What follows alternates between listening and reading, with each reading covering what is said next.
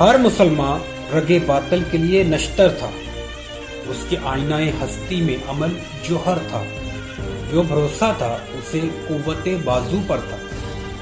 کیا تمہیں موت کا ڈر، اس کو خدا کا ڈر تھا۔ باپ کا علم نہ بیٹے کو اگر ازبر ہو، پھر پسر قابل میراث دیگر کیوں کر ہو۔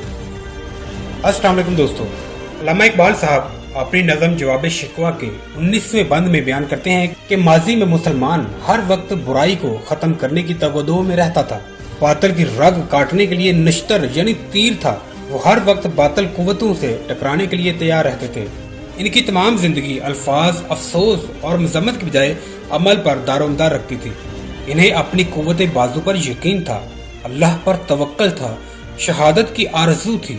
اسی لیے تو وہ بہت کم تعداد میں ہونے کے باوجود بڑی بڑی تعداد کے لشکروں سے ٹکرا جاتے اور انہیں ریزہ ریزہ کر دیتے۔ تاریخ شاہد ہے کہ جب محمد بن قاسم سندھ میں داخل ہوا تو محمد بن قاسم کا لشکر چند ہزاروں کا تھا، جبکہ راجہ دہر کا لشکر لاکھوں میں۔ جب طارق بن زیاد اندلس میں داخل ہوا تو لشکر چند ہزاروں میں، جبکہ روڈرک کا لشکر لاکھوں میں۔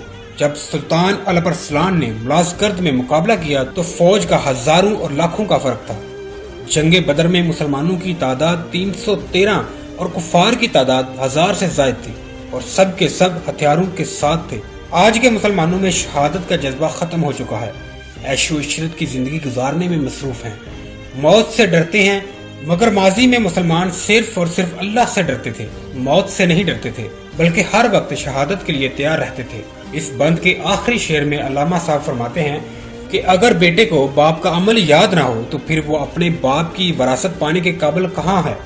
جب آج کے مسلمانوں کو اپنے اسلاف، اپنی تاریخ، اپنی روایات، اسلامی تعلیمات کا ہی پتہ نہیں تو پھر وہ جذبہ کہاں ہوگا اور ان جیسی شان و شوکت کیسے نصیب ہوگی۔ دوستو، اس ویڈیو کے متعلق اپنی رائے کومنٹس باکس میں ضرور دیجیے، اور مزید ویڈیوز دیکھنے کے لیے میرے چینل اردو نالج کو سبسکرائب کریں اور ساتھ ہی بیل آئیکن بٹن پر کلک کریں تاکہ آپ کو ہر نئی ویڈیو کے متعلق انفارمیشن مل سکے۔